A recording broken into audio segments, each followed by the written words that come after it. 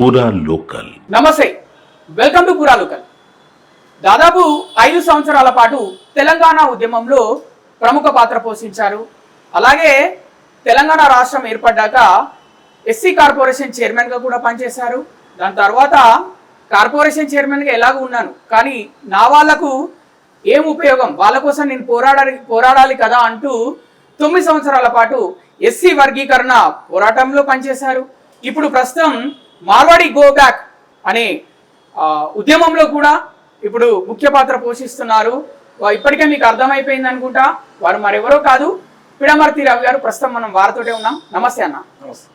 అన్న, ఇప్పుడు దాదాపు 2 ఉద్యమాలలో చురుగ్గా పాల్గొన్నారు.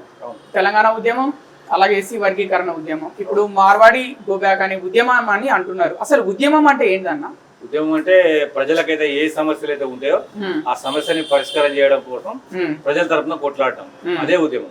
అంటే ప్రజల కోసం కొట్లాడడం చేయడం. మార్వాడి గో బ్యాక్ అనే ఉద్యమం మీరు ప్రజల కోసమే చేస్తున్నారా అంటున్నారు? 100%. ఎందుకంటే ఈ తెలంగాణ రాష్ట్రంలో ఉన్నటువంటి ప్రజలకు ప్రతి వ్యక్తికి ఆ మార్వాడీలతో చేదనుభవం ఉన్నది. మేము అనుకున్న దానికంటే ఎక్కువ రియాక్షన్ ప్రజలలో ఉంది. అందుకోసమనే మార్వాడి గో బ్యాక్ ఉద్యమానికి ఇంత ప్రాచుర్యం లభించింది. మరి ప్రజలే ఎక్కువగా మార్వాడి గో బ్యాక్ అనే ఉద్యమం చేయండి అని చెప్తున్నారు తెలంగాణ ప్రజలు. మరి ఆ తెలంగాణ ప్రజలే మరి బేగం బజార్ వెళ్ళి అది మన ఉస్మానియా హాస్పిటల్ ఉంది కదా, ఉస్మానియా హాస్పిటల్ పక్క గల్లీలో నుంచి వెళ్తే మనకు నగరి మార్కెట్ వస్తుంది. అటు నుంచి మోంజాజాయి మార్కెట్ నుంచి వెళ్తే అట్లా కూడా వస్తుంది బేగం బజార్. ఎక్కువ మన తెలంగాణ వాళ్ళు మన హైదరాబాద్ శివారు ప్రాంతాల నుంచి, గ్రామాల నుంచి, మండలాల నుంచి వెళ్ళి అక్కడే వస్తువులు కొనుక్కుంటున్నారు. మరి వాళ్ళకి ఏం చెప్తారు? అంటే ఇప్పుడు ఆ మార్వాడి ఆయన వినియోగదారుడు ఉంటాడు కదా, తెలంగాణ ప్రజల వస్తువులు కొనే వినియోగదారుల సైకాలజీ మీద దెబ్బ కొడతాడు. ఎట్లా అంటే మేము 10 రూపాయలు తక్కువకి ఇస్తామంటాడు. అక్కడ వినియోగదారుడి సైకాలజీ డౌన్ అయిపోతుంది. ఒక వస్తువు 100 రూపాయల వస్తువు 90 రూపాయలకు వస్తుందంటే అది నాణ్యత ఉందా లేదా అని ఆలోచించి ఏం చేస్తాడంటే తక్కువ దాని దగ్గరికి పోతాడు. వినియోగదారుని సైకాలజీ మీద ఆయన యుద్ధం చేస్తా ఉంటాడు మార్వాడి ఆయన. దానిలో భాగంగానే మన వాళ్ళందరూ కూడా బేగం బజార్ పోతారు, ట్రూప్ బజార్ పోతారు, ఇంకా మన చాలా బజార్లు, హైదరాబాద్ లో మార్వాడుల ఆధిపత్యంలో ఉన్నటువంటి అన్ని షాపులలో పోయి మన వాళ్ళు కొంటారు. తప్పేం లేదు అందులో. మనమేమంటున్నాం అంటే మార్వాడి వాళ్ళని నాణ్యమైన వస్తువులు అమ్మండి అంటున్నాం అంతే. వాళ్ళు అంటే తెలంగాణ వాళ్ళని వాళ్ళ దగ్గర కొనొద్దు అనట్లేదు మీరు అంటాం. అది కూడా ఇప్పుడు వాళ్ళు వాళ్ళ పద్ధతిని మార్చుకోకపోతే నాణ్యమైన వస్తువులు అమ్మండి అని చెప్తున్నాము. అమ్మలేదనుకోండి సహజంగా వినియోగదారుడు పోడు, ప్రజలు పోరు. నాణ్యమైన వస్తువులు అమ్మట్లేదంటే మరి మీరు వెళ్ళి కంప్లైంట్ ఇవ్వచ్చు కదా. వినియోగదారుడే కంప్లైంట్ ఇస్తలేడు కదా, అందుకోసం మేము వాళ్ళని వినియోగదారుని చైతన్యం చేస్తాం, తెలంగాణ ప్రజలను చైతన్యం చేస్తాం. ఆయన అమ్మేది నకిలీ వస్తువు, మీరు అక్కడికి పోవద్దు, అక్కడ కొనొద్దు అని తెలంగాణ ప్రజలను చైతన్యం చేస్తాం. అప్పటి వరకు తప్పదు. వినియోగదారుని చైతన్య పరుస్తాం అంటున్నారు. మరి అసలు వినియోగదారుడు వినకపోతే, పట్టించుకోకపోతే మిమ్మల్ని? ఇప్పుడు చాలా మందికి తెలియని విషయం ఏంటంటే ఒకటి జరుగుతున్నా పట్టించుకొని సమాజం ఉంటది, ఒకటి వాళ్ళ కోసం జరుగుతున్నా స్పందించిన వాళ్ళు ఉంటారు. మన ఈ సమాజంలో పౌరులుగా మన బాధ్యత వాళ్ళకి తెలియకపోయినా తెలియాలి, వాళ్ళు రాకపోయినా చేయాలి. అది బాధ్యత తీసుకొని చేస్తున్నాం తప్ప ఇందులో వేరే లేదు. వాళ్ళ కోసం, తెలంగాణ ప్రజల కోసం వాళ్ళు వచ్చినా రాకపోయినా మా వంతుగా మేము పాత్ర పోషిస్తూనే ఉంటాం. వాళ్ళు వచ్చేంత వరకు వెయిట్ చేస్తాం. వాళ్ళు వచ్చినప్పుడు కలుపుకొని పోయి పెద్ద ఎత్తున యుద్ధం చేస్తాం. ఇప్పుడు మేము బేగం బజార్కి వెళ్ళి గ్రౌండ్ వర్క్ చేయడం జరిగింది. అక్కడ చాలా మంది తెలంగాణ ప్రజలు వచ్చారు, ముఖ్యంగా మహిళలు ఎక్కువ వస్తున్నారు. వాళ్ళ ఇంట్లో ఆడపిల్లను, మగపిల్లలో పెళ్లి ఉన్నప్పుడు పెళ్లి సామాన్కి వస్తున్నారు. ఇప్పుడు పండుగలు ఉంటే పూజా సామాన్కి వస్తున్నారు. అట్లనే మిగతా అవి ఇంట్లో కావాల్సిన వస్తువులు అన్ని కొనుక్కోవడానికి వస్తున్నారు. మీరు ఇక్కడికి ఎందుకు వస్తున్నారు? మరి కొంతమంది మిమ్మల్ని ఇక్కడ ఉండొద్దు అని చెప్తున్నారు కదా అని అడిగినాం మేము. అంటే మా ఇష్టం అండి, మేము ఇప్పుడు కొనుక్కోవట్లేదు, మేము ఇవి ఒక 10 సంవత్సరాలు 20 సంవత్సరాల నుంచి వస్తున్న వాళ్ళు ఉన్నారు. మరి వాళ్ళకి ఏం చెప్తారు? సహజంగా తెలంగాణ గ్రామీణ ప్రాంత ప్రజలు పేదవాళ్ళు. వాళ్ళ ఇంట్లో శుభకార్యం ఉన్నా, వేరే కార్యక్రమం ఉన్నా తక్కువకు వస్తుందనే భావనలో ఉంటారు తప్ప ఇప్పటికిప్పుడు తక్కువ తీసుకొని ఈ కార్యక్రమం నుంచి బయటపడాలనుకుంటారు. కానీ అప్పటికప్పుడు నాణ్యమైనది కావాలి, డబ్బులు ఎక్కువ పోయినా ఆలోచించాడు వినియోగదారుడు. కాబట్టి మన వాళ్ళ దగ్గర కొనుక్కుంటారు. మన తెలంగాణ ఉద్యమం 20 సంవత్సరాలు చేసింది దగ్గర. సో టైం పడుతుంది. ఇప్పుడు మరి టైం పడుతుంది అంటారు మీరు. సడన్ గా మార్వాడి గో బ్యాక్ అంటే సడన్ గా ఇప్పుడు మీరు అన్న దానికి వాళ్ళు వెళ్ళిపోతే మరి ఎవరి దగ్గర కొనుక్కుంటారు? ఇప్పుడు కొనుక్కునే అంటే వాళ్ళు రాకముందు మనకు షాపులు అవి ఆల్రెడీ తెలంగాణలో వాళ్ళు రాకముందు అంటే వాళ్ళు దాదాపు 120 సంవత్సరాల నుంచి ఇక్కడే ఉన్నామని చెప్తున్నారు. 120 ఉన్న వాళ్ళతో ఏం సంబంధం లేదు, ఏం పంచాయతీ లేదు. కొత్తగా గ్రామీణ ప్రాంతాలలో ఈ బంగారం షాపులు పెట్టడం, తర్వాత ఈ కిరాణా దుకాణం పెట్టడం, ఎలక్ట్రికల్ వైర్లు పెట్టడం, ఫోన్లు పెట్టడం, వాటికి సమస్య. ఆల్రెడీ ఆ గ్రామీణ ప్రాంతంలో అదే షాప్ పెట్టి బతుకుతున్న తెలంగాణ ప్రాంత వ్యక్తి ఉన్నాడు. ఇతను వస్తే అతను లేచిపోతాడు. ఇక అతను వస్తే ఇప్పుడు కొత్తగా మారవాడి అతను వస్తే మన పాతగా ఉన్న అతను లేచిపోతాడు. ఉండడు. గ్రామీణ ప్రాంతాలు అంటున్నారు, మండలాలు అంటున్నారు, జిల్లాలు అంటున్నారు. మరి ఆ ప్రాంతంలో వాళ్ళకు షటర్ ఏదైతే వాళ్ళు షాప్ పెట్టుకోవడానికి ఆ ల్యాండ్ తెలంగాణ అతంది, ఆ షటర్ కూడా తెలంగాణ అతంది. వాళ్ళు కిరాయి ఇస్తున్నారు కదా మార్వాడి వాళ్ళకి. మరి మీరు మార్వాడి వాళ్ళని బెదిరిస్తున్నారు ఏంది? అయితే ఇక్కడ ఏంటంటే మేము మన ఆ షటర్ ఇచ్చిన వ్యక్తులకు కూడా చెప్తున్నాం. ఆయన ఏం చేస్తాడంటే ఇప్పుడు అక్కడ 4,000 కిరాయి ఉంటుంది, ఇమిడియట్ 10,000 ఇచ్చేస్తారు కిరాయి. ఎవరిస్తారు? మనోడు ఆయన మనోడికి అడ్వాన్స్ ఇస్తాడు. రేటు కూడా 4,000 ఉంటే 10,000 చేస్తాడు. రేపు పొద్దున అక్కడే షాపులు పెట్టిన తెలంగాణ వ్యాపారస్తులకు నష్టం. వాళ్ళు తీసుకొచ్చే వస్తువులు నాణ్యమైనవి కావు. తెలంగాణ వాళ్ళే వాళ్ళకి రెంట్లకు ఇస్తున్నారు కదా, ఎంకరేజ్ చేస్తున్నారు. మనోళ్ళకి అంత చైతన్యం లేదు కదా, ఆ మార్వాడోళ్ళకి ఇయ్యద్దు అనే చైతన్యం లేదు కదా. నాకు ఎంతకు నాకు కిరాయి పెరుగుతుందని చూస్తాడు తప్ప వాళ్ళ వల్ల వచ్చే నష్టాన్ని మీరు గమనించట్లే. మొన్న పొద్దున ఇక్కడ పక్కనే ఇటు భువనగిరి సైడ్ ఎక్కడో రోజు పాలు పోసే వ్యాపారస్తులని వాళ్ళు మోసం చేసి వెళ్ళిపోయారు. ఇంటోళ్ళని ఇద్దరు చంపారు ఈ వారంలోనే. బీఆర్ వాళ్ళు, యూపీ వాళ్ళు.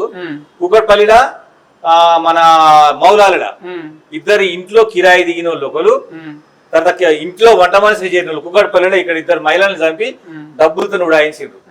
భువనగిరిలో 4 కోట్ల రూపాయలు బంగారం జమ అయినాక బంగారం షాపాన్ని వెళ్ళిపోయాడు.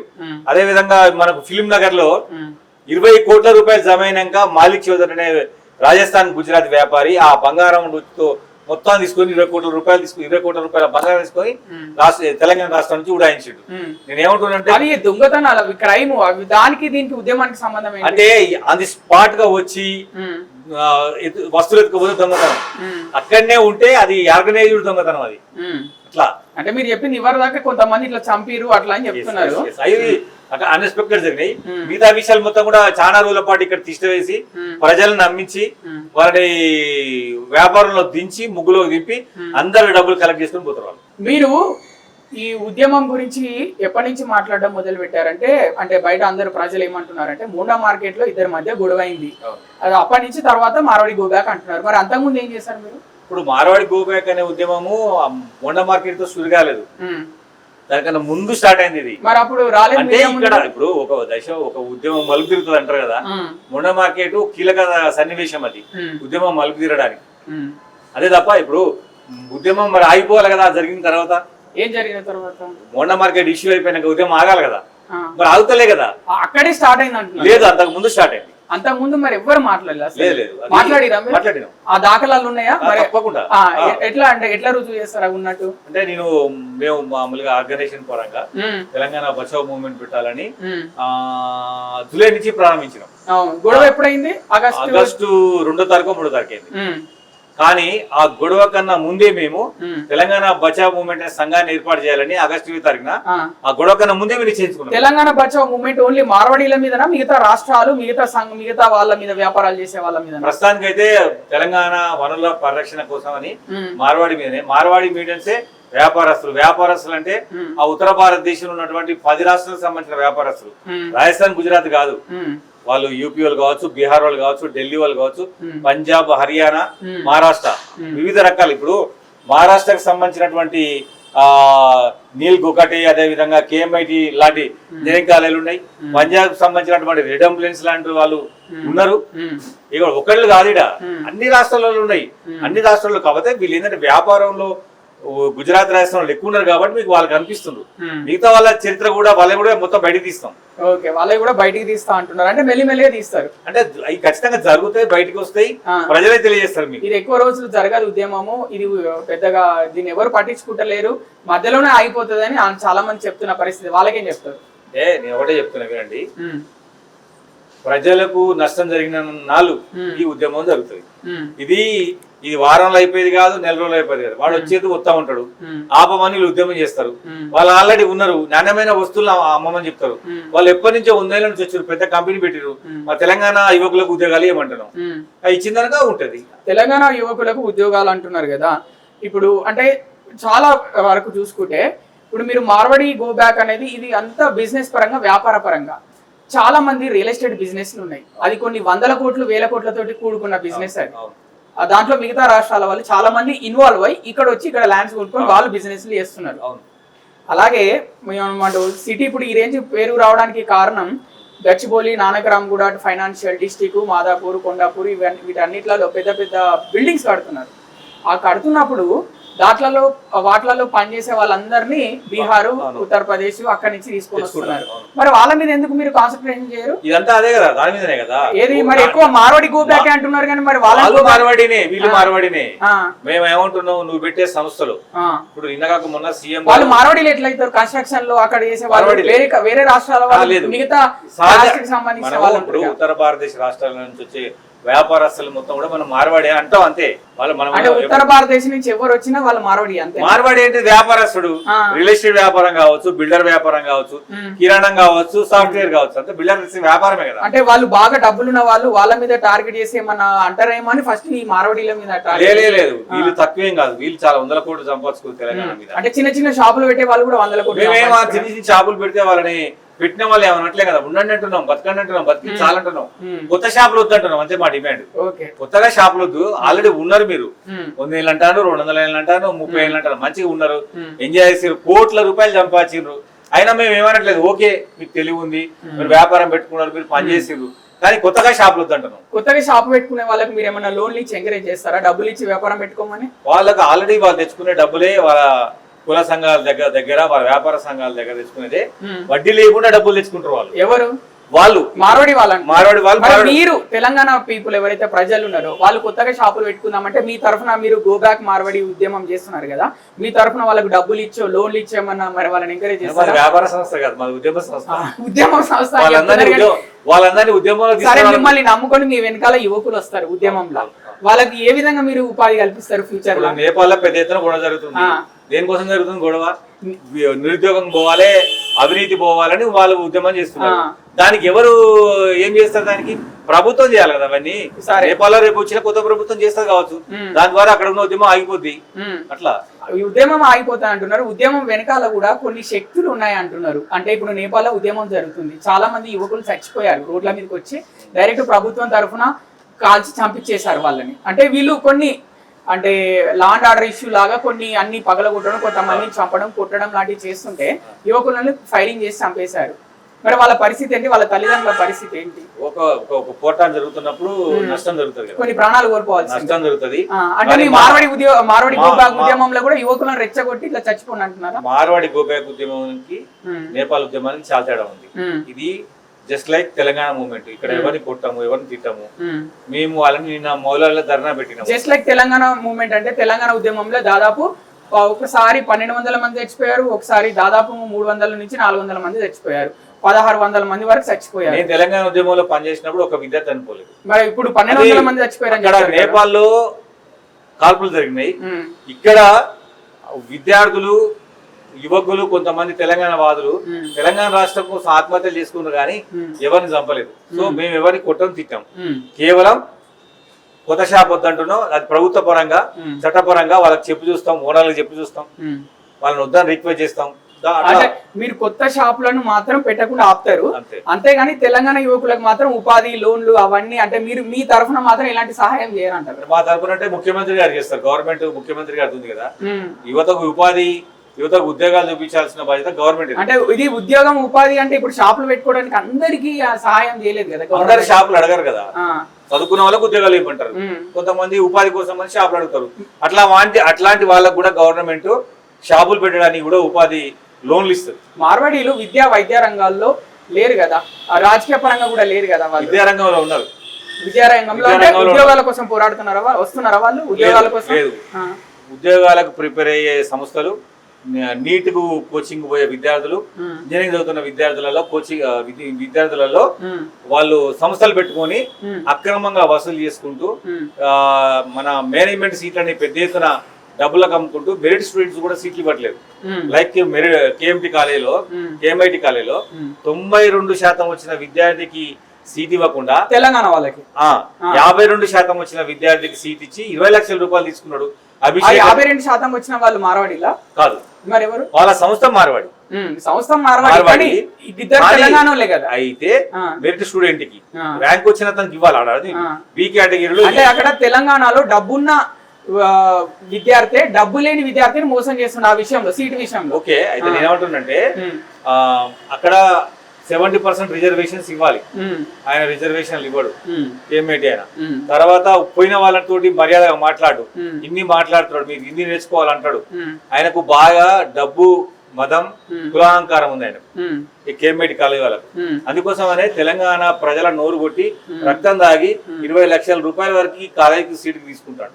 ఇవాళ మొన్న ఆల్రెడీ కేఎంఐటిలో స్పాట్ తర్వాత కూడా మిగిలిన 9 సీట్లని ₹1 అమ్ముకున్నాడు అభిషేక్ అనే వ్యక్తి. ఇట్లాంటి ఎన్నో ఉన్నాయి. కొనుక్కున్నది ఎవరు సీట్లు? నథింగ్ తెలియదు మనకి. తెలంగాణ విద్యార్థి ఢిల్లీ వాళ్ళ ఎవరు ఎక్కడైనా చదువుకోవచ్చు కదా వాళ్ళు. రిజర్వేషన్ పాటించడు, మెరిట్ పాటించడు, కానీ డబ్బే పరమావధిగా బతుకుతున్నారు. ఓకే, దానికి మార్వాడి గో బ్యాక్ ఉద్యమానికి అంటే మీరు టార్గెట్ ఏమో షాప్లను చేస్తున్నారు, దానికి దీనికి సంబంధం ఏంటి? ఆయన మార్వాడే కదా, ఆయన చేసేది విద్యా వ్యాపారం. అంటే మార్వాడీలో అన్ని వ్యాపారాలలో అన్ని వ్యాపారాలు ఉన్నారు. 3 వ్యాపారాలు లేరు వాళ్ళు. ఒకటి చికెన్ మటన్ కొట్టేది, తాళ్ళెక్కేది, ఈ రెండిట్లో లేదు, అన్నిట్లో ఉంటారు. ఓకే, అన్నిట్లా అంటే ఎట్లా, అంటే ఏ రకంగా? అది అన్ని ఎవ్రీథింగ్.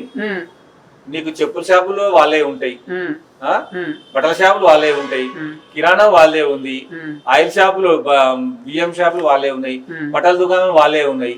వాళ్ళు ఏంది ఎక్కడ చెప్పాడు, మంగళ షాపులు కూడా పెడుతున్నారు వాళ్ళు.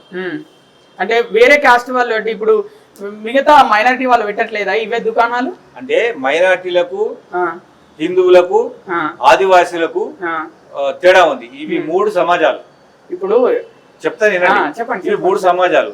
ముందుగా 1950కు ముందు అది నిజాం స్టేట్ లో ముస్లిం రాజ్యం. హైదరాబాద్ దాటినాక బయటకు వచ్చినాక హిందూ రాజ్యం. హిందువులు ఎక్కువగా ఉంటారు, ముస్లిం తక్కువగా ఉంటారు. అక్కడ నుంచి మనం అడిగిపోతే లంబాడీలను, ఆదివాసీలు ఉంటారు. మరి వాళ్ళకి ఎవరు కొడుతున్నారు చికెన్ మటన్? వాళ్ళే కొట్టుకుంటారు కదా. ఇక్కడ మారిన పరిస్థితుల నేపథ్యంలో హిందువులకు మనకు ఎవరు కొట్టాలంటే కటికలు కొట్టాలి, వాళ్ళకు ముస్లింసే కొట్టుకుంటారు. వాళ్ళు సపరేట్ రాజ్యము, దేశం వాళ్ళది. ఇప్పుడు సమకాలీన సమాజం, సపరేట్ సమాజం. ఇప్పుడు సమకాలీన సమాజం, ఇప్పుడు ప్రజెంట్ ట్రెండ్ లో టాలెంట్ ఉన్నవాందే భవిష్యత్తు అంటున్నారు.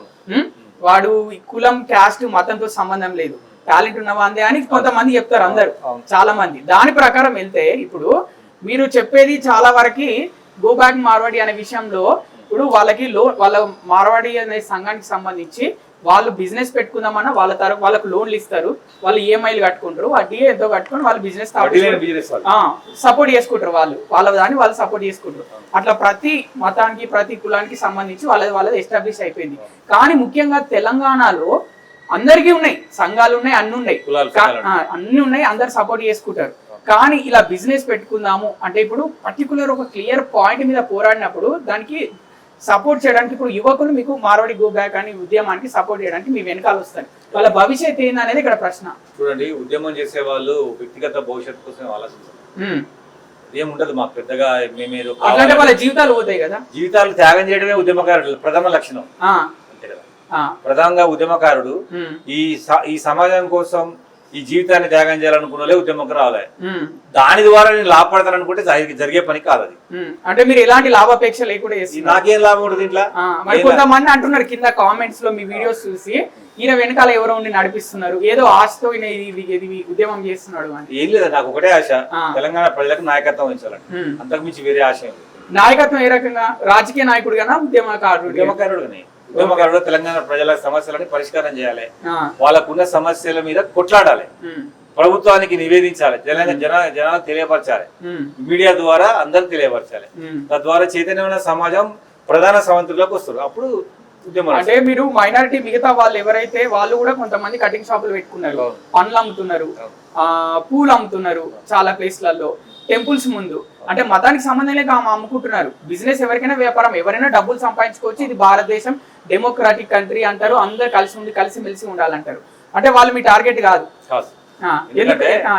వాళ్ళది సపరేట్ సమాజం కదా తెలంగాణలో, అట్లా చేసే వాళ్ళది సపరేట్ సమాజం. అంటే వాళ్ళు వేరే రాష్ట్రం నుంచి వచ్చి ఉంటున్నారు కదా మన తెలంగాణలో. మన తెలంగాణలో లేదు, అంటే వేరే రాష్ట్రం నుంచి వచ్చి ఎవరు ఉండట్లేదు, మీకు సమాచారం లేదు.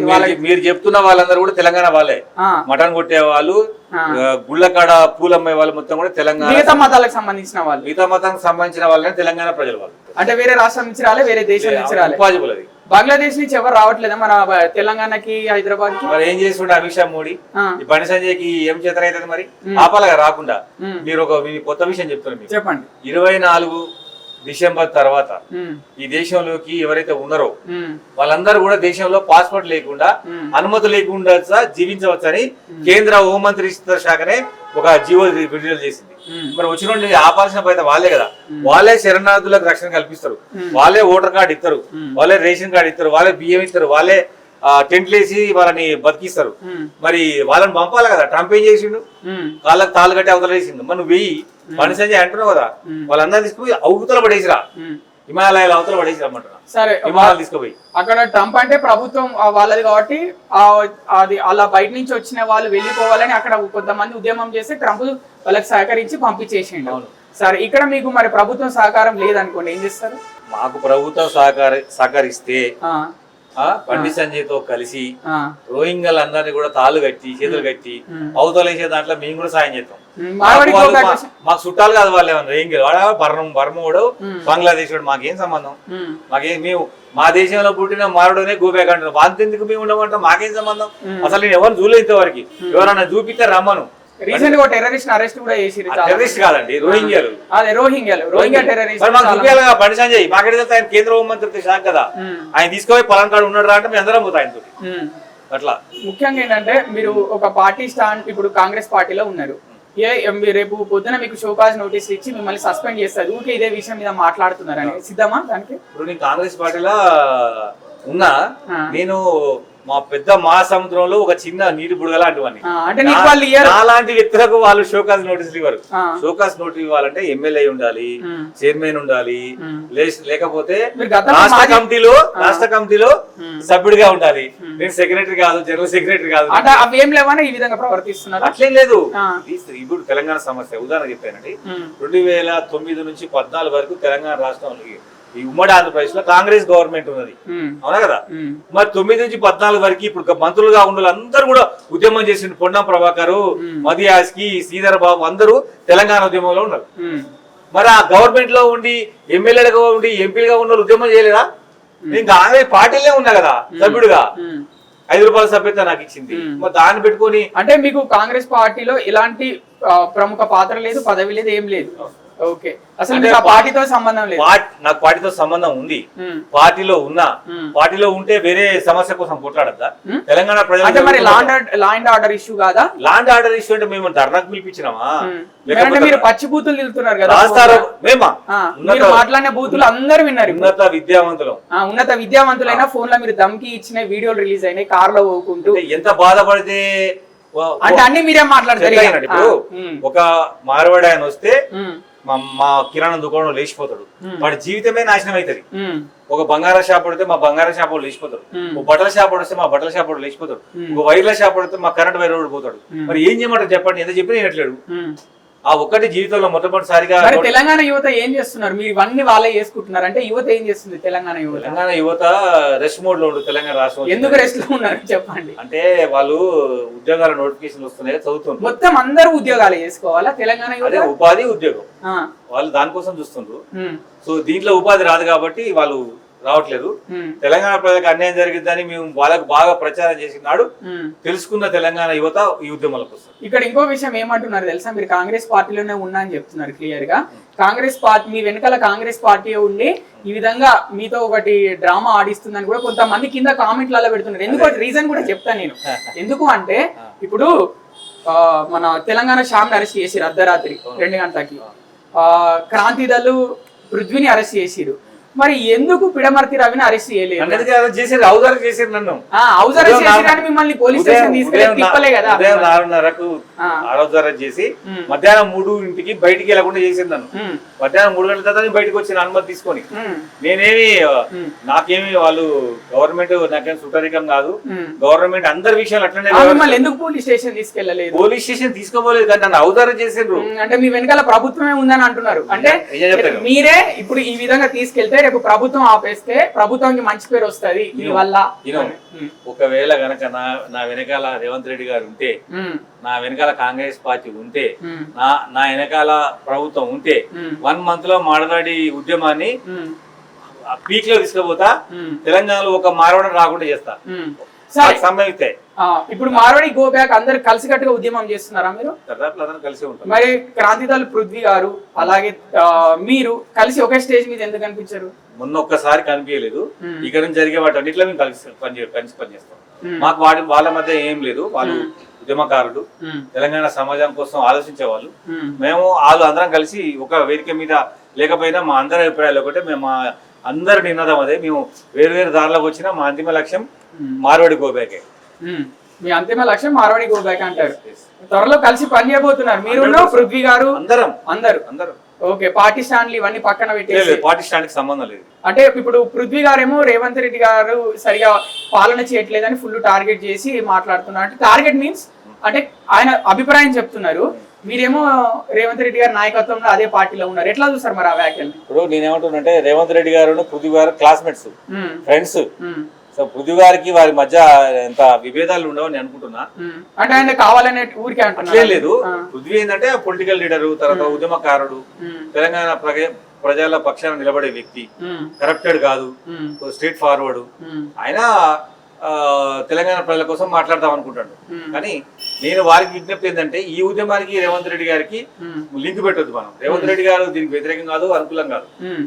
రేవంత్ రెడ్డి గారు ముఖ్యమంత్రి, ఆయన అందరినీ ఈ తెలంగాణ రాష్ట్రంలో బతుకుతున్న అందరి వాడిని క్షేమంగా ఉండాలని కోరుకుంటున్నాం. మేము కూడా రేవంత్ రెడ్డి గారు మంచిగా ఉండాలని మేము కూడా కోరుకుంటున్నాం.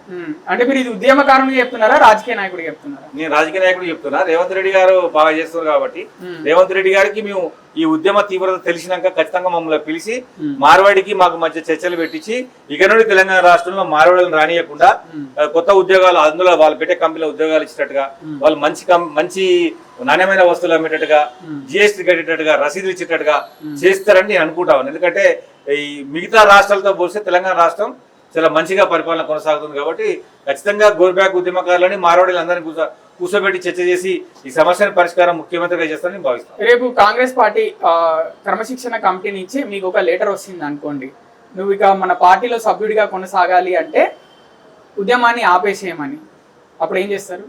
నేనేమనుకుంటానంటే కాంగ్రెస్ పార్టీ ఇట్లాంటి చాలా చూసింది. నాలాంటి మీరు అనుకుంటారు కానీ వాళ్ళు ఏమనుకోరా? నాలాంటి చిన్న వ్యక్తులకు షోకాస్ నోటిచ్చేంత తక్కువ వ్యక్తి కాదు పిసిసి ప్రెసిడెంట్ గారు క్రమశిక్షణ సంఘం. వాళ్ళు చాలా పెద్దోళ్ళు. మేము చేస్తున్న చిన్న ఉద్యమం. కానీ మరి బయట నేను కాంగ్రెస్ పార్టీలోనే ఉన్నా అని చెప్తున్నారు కదా. కాంగ్రెస్ పార్టీలో పార్టీకి చెడ్డ పేరు వస్తుంది, పార్టీకి మంచి పేరు వస్తుంది. కొంతమంది కాంగ్రెస్ లో ఉన్న వాళ్ళే వ్యతిరేకిస్తున్నారు కదా గో బ్యాక్. ఎవరు వ్యతిరేకించలేదు. కాల్వ సుజాత గారు బహిరంగంగా మాట్లాడింది, నేరల శారద గారు మాట్లాడింది, విహెచ్ గారు మాట్లాడింది, మహేష్ కుమార్ గారు కూడా ఇక్కడ తెలంగాణ రాష్ట్రానికి వచ్చి గలీజ్దని చెప్తే ప్రభుత్వం ఊకోదని చెప్పిండు. మరి ఎందుకు అరెస్ట్ చేయించారు అట్లాంటప్పుడు పృథ్వీ గారు మరి తెలంగాణ శ్యామ్ని? ఆ రోజు పోయి విద్యార్థులు బంధు పిలిపించారు.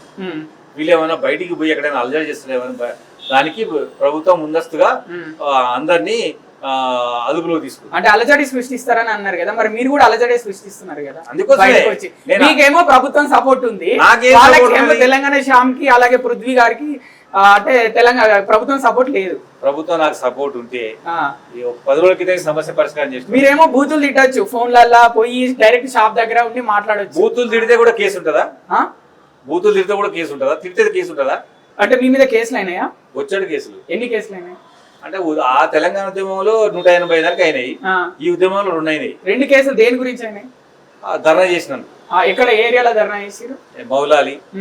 ధర్నా చేసిరా? నిజంగా రోడ్డు మీద కూర్చొని షాప్ ముందు కూర్చొని షాప్ ముందు నిలబడి ధర్నా చేసి నిలబడి దాన్ని ధర్నా అంటారా? మీరు మాట్లాడి దాన్ని కూడా కేసు పెట్టిండు మౌలాలి ఎస్ఐ గారు. వాళ్ళు కంప్లైంట్ చేసారు, పిడమర్తిరావు వచ్చి గొడవ చేసిన. నేను ఆ వీడియో చూపిస్తా. నేనేం గొడవ చేయలేదు, ఆ షాప్ ఆయన పిలిపించి ఇక్కడ మీరు పెట్టొద్దని చెప్పిన, అంతే తప్ప కానీ మరి మీరు బూతులు క్లియర్ గా విన్నామని అందరు చెప్తున్నారు అది పాత వీడియో కార్లా పోయేది. మరి దానికి మీరు అంటారు కదా మరి జిగ్నేష్ మేమని, మేము ఉదయం జిగ్నేష్ దోషి మమ్మల్ని తాగుబోతులు అన్నాడు, మేము పండుకుంటే లేము అన్నాడు, మనిషి చేత కాదు అన్నాడు, హిందీ రాదు అన్నాడు. మరి ఆయన మీద పోయి కేసులు పెట్టచ్చు కదా. మేము ఎందుకు పెడతాం కేసులు? అవి పదాలే కాదు కదా, అవి పెద్దగా తెలంగాణ తాగుబోతులు అన్నాడు. మా తెలంగాణ సమాజం అంతా చూసింది. ఆయన మమ్మల్ని రెచ్చగొడతా ఉన్నాడు, ఆయన అనాలి అట్లా. మా తెలంగాణ సమాజం అంతా లేచి కూర్చుంటది. ఎప్పుడు కూర్చుంటది సమాజం? మీకు ప్రజల సపోర్ట్ లేదని అంటున్నారు చాలా మంది. ఉద్యమం ఎక్కువ రోజులు నడవదు అంటున్నారు. 40-50 ఏళ్ల పాటు తెలంగాణ ఉద్యమం జరిగింది. పీక్ గా 5 years జరిగింది. అప్పటికి కానీ పీక్ లో ఫైనల్స్ కి వచ్చేసరికి ప్రజలందరూ వచ్చారు. సో మీ ఉద్దేశం ఏంటంటే ఖచ్చితంగా గో బ్యాక్ మార్వాడి అనేది ఖచ్చితంగా ఒక 20-30 సంవత్సరాలు 50 సంవత్సరాల పాటు ఇలానే నడుస్తా అంటారు. అట్లా అనుకోవట్లేదు. ఏడాది కల్లా కంప్లీట్ చేస్తున్నారు. ఏడాదిలో కంప్లీట్ చేస్తారు. ఏడాదిలో మార్వాడి వాళ్ళని అందరినీ పంపించేస్తారు. కొత్త షాప్ రాకుండా ఆపుతాం అంతే. ఓన్లీ కొత్త షాప్ అయితే రావద్దు. ఇక పాత మార్వాడి షాప్ లో ఏమున్నాయో సేట్లు ఎట్లున్నారో వాళ్ళు అట్లనే బతకాలి, అట్లనే బాగా సంపాదించుకోవాలి. అట్లట్లేదు. వాళ్ళు కూడా నాణ్యమైన వస్తువులు అమ్మాలి, డూప్లికేట్ చేయొద్దు, నకిలీ చేయొద్దు, గవర్నమెంట్ కి జీఎస్టీ కట్టాలి, మీ ఉద్దేశం రసీదు ఇవ్వాలి. మీ ఉద్దేశంలో డూప్లికేట్ ఏంటి, నకిలీ అంటే ఏంటి చెప్పండి? అవి ఇంచుమించుగా దగ్గరగా వస్తుంది. ఒక వస్తువుకు ప్రతిరూపం చూపిస్తే డూప్లికేట్, నకిలీ డూప్లికేట్ అనేది ఇంగ్లీష్ ఉర్దూ పదాలు. నకిలీ అంటే కూడా అదే, అసలుకు డూప్లికేట్ నకిలీ అది. ఓకే, మరి ఇంత క్లియర్ కట్ గా చెప్తున్నారు డూప్లికేట్ నకిలీ అని. డూప్లికేట్ నకిలీ అని చెప్తున్నప్పుడు మీరే ప్రభుత్వంలో ఉన్నారు, క్లియర్ గా ప్రభుత్వంలో లేదు, పార్టీలో ఉన్నా. పార్టీలోనే ఉన్నారు అంటే మీ పార్టీ ప్రభుత్వంలో ఉంది కదా. పార్టీ వేరు, ప్రభుత్వం. సరే, ఏదో ఒకటి. మీరు మరి కంప్లైంట్ క్లియర్ చేయొచ్చు కదా. మీరు అందరు ఉద్యమం చేసే వాళ్ళు వెళ్ళి కంప్లైంట్ ఇప్పుడు బేగం బజార్ ఉంది, ఉస్మానియా హాస్పిటల్ పక్కకెళ్ళి వెళ్ళి అక్కడ ఉంది ఆ నగరి మార్కెట్, అక్కడికి వెళ్ళి ఆ పోలీస్ స్టేషన్ లో కంప్లైంట్ ఇవ్వండి. నెక్స్ట్ దశలో ఆ షాప్ల ముందుకు వెళ్ళి ధర్నా చేయండి. మీరు మౌలాలీలో ఎవరు లేని ప్లేస్ లో కాదండి, బేగం బజార్ లో మార్వాడీల షాపులు అన్ని ఉన్నాయి కదా, అక్కడ డైరెక్ట్ ఆ మార్వాడీలు బాగున్న ప్లేస్ లో, వాళ్ళ షాపులు బాగున్న ప్లేస్ లో మీరు వెళ్ళి అక్కడ ఉద్యమం చేయండి. మీరు ఎట్లుందంటే వాళ్ళకి మాకు కొట్లాడ పెట్టించి మీరు వీడియో తీసుకోవాలని అంటుంది. కాదండి, నిజమైన ఉద్యమం చేస్తాం, తొందరపడకు. మేము ఇప్పుడిప్పుడే స్టార్ట్ అయినాం. గ్రామాలకు కొద్దిగా తెలిసింది, అది ఇంకా అందరికి తెలియదు. తెలియపరుస్తాం, జనాలు సమాయత్తం చేస్తాం. రూప్ బజార్ పోతాం, గోషమాలు పోతాం, నగరి సూపర్ మార్కెట్ కూడా పోతాం. తొందరగా ఉన్నది, అంటే టైం పడుతుంది కదా. ఓకే, ఉద్యమాలకు టైం పడుతుంది. అంటే ఎట్లా మీరు సంవత్సరంలో కంప్లీట్ చేస్తా అన్నారు? డిసెంబర్ లోపు కంప్లీట్ చేస్తాం. ఆల్రెడీ 2 నెలలు అయిపోయింది. డిసెంబర్ వరకే ఉంది టైం. డిసెంబర్ 3 నెలలే ఉంది. 3 నెలల్లో మీరు అనుకున్నది సాధిస్తారు. సాధించకపోతే ఇంకా ప్రయత్నం చేస్తారు, ఇంకా ముందుకెళ్తారు. ఓకే, ప్రభుత్వానికి ఏం చెప్పాలనుకుంటున్నాను? ప్రభుత్వం దయచేసి మా ముఖ్యమంత్రి గారికి ఏంటంటే, మీ నాయకత్వంలో తెలంగాణ అందరూ బతకాలి కాబట్టి ఇరు వర్గాలను కూర్చోబెట్టి చర్చ చేసి ఈ సమస్యను పరిష్కారం చేయమని ముఖ్యమంత్రి గారు విజ్ఞప్తి చేస్తారు. ఓకే, ముఖ్యమంత్రి గారు మరి ఒకవేళ దీనికి సపోర్ట్ గా లేకపోతే ముఖ్యమంత్రిని కూడా విమర్శిస్తారు ఇక మీ పార్టీ ముఖ్యమంత్రి. అంటే ముఖ్యమంత్రి గారు సపోర్ట్ కాదు, ముఖ్యమంత్రి గారు ఈ సమస్యని పరిష్కారం చేసేంత బాధ్యత ఆయన పైన ఉంటుంది. మొదటి వ్యక్తిగా, ప్రథమ వ్యక్తిగా ఏ సమస్య అయినా ఆయన దృష్టికి పోతుంది. లేకపోతే ఒక మంత్రి గారికి అప్పచెప్పినా, వేమనరేంద్ర రెడ్డి గారికి అప్పచెప్పినా వాళ్ళే పరిష్కారం చేస్తారు. తెలంగాణ రాష్ట్రానికి హైదరాబాద్ తలకాయ. ఈ తలకాయలో చాలా మంది ఇక్కడే పుట్టి పెరిగిన ప్రజలు వివిధ జిల్లాలు, తెలంగాణలోనే వివిధ ప్రాంతాల నుంచి వచ్చి ఇక్కడే భూమి జాగలు కొనుక్కొని ఇల్లులు కట్టుకొని ఉంటున్నారు. చాలా మంది మార్వాడీల దగ్గరికే వెళ్ళి కొనుక్కుంటున్నారు. మరి ఈ హైదరాబాద్ ప్రజలకు ఏం చెప్పాలనుకుంటున్నారు? ఒక ఉద్యమకారునిగా మార్వాడి గో బ్యాక్ అంటున్నారు కదా, ఏం చెప్తారు హైదరాబాద్ ప్రజలు? దయచేసి మీరు వాళ్ళని ఎంకరేజ్ చేయదు.